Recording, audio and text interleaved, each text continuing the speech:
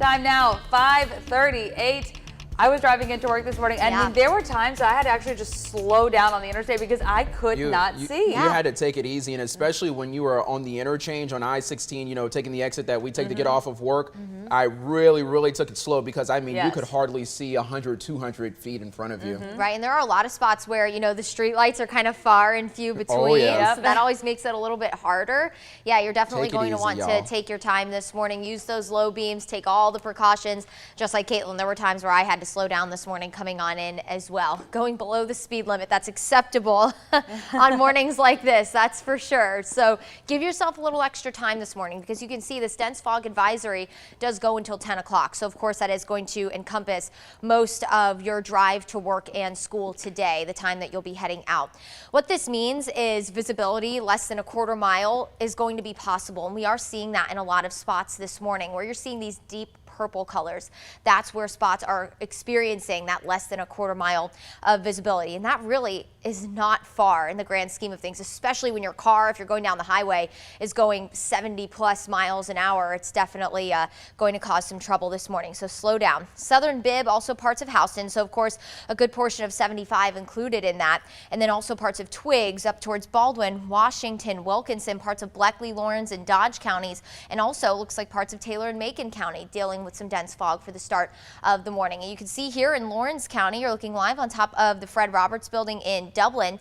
A foggy morning out there. Now it does look like you could see at least the streets here, the roads, but that's not the case everywhere, especially when we were looking out over that Perry Skycam. You couldn't even see 75. You just made out the little bulbs on the street lights.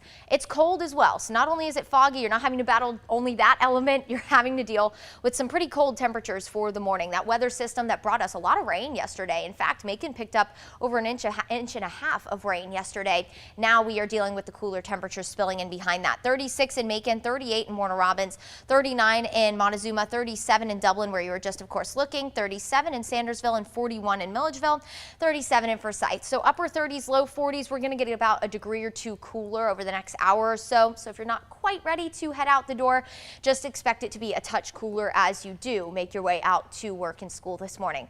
High pressure to our north, that's helping to spill in that cooler air, and it's going to keep us mainly dry today. Maybe just a quick passing shower, and as we head into the late evening, that's when we're really going to start to get unsettled as a weather system starts to lift to the north. So tomorrow morning, 4 o'clock, when a lot of you are probably sleeping or maybe you extra early risers starting to get up, we'll have that potential for maybe a few quick passing heavier downpours. And notice by 7 a.m., so this is of course a popular commute time, we'll keep that chance for rain. Most of the rain tomorrow for the morning, and as we head into the evening, our coverage of rain will become a little bit more isolated. If you have any Friday night plans, it might be a safe bet to just grab the umbrella just in case. Now all eyes are on Saturday. Here comes our cold front. Notice you can see this darker green color. That's from the Storm Prediction Center indicating that we do have a severe threat. Mainly north and west of Macon. Marginal, so level 1 of 5 on the scale. That means it's an isolated threat, not going to be a widespread threat for severe storms. What we're going to be looking for, damaging wind gusts 60 miles per hour, maybe a brief isolated tornado. That threat looks to be pretty low. And the timing will be late Saturday night. We should bring that severe threat to an end by around 11 o'clock. But of course, that is after sunset, so just be sure to have a way to receive weather warnings, especially when you have those late evening threats.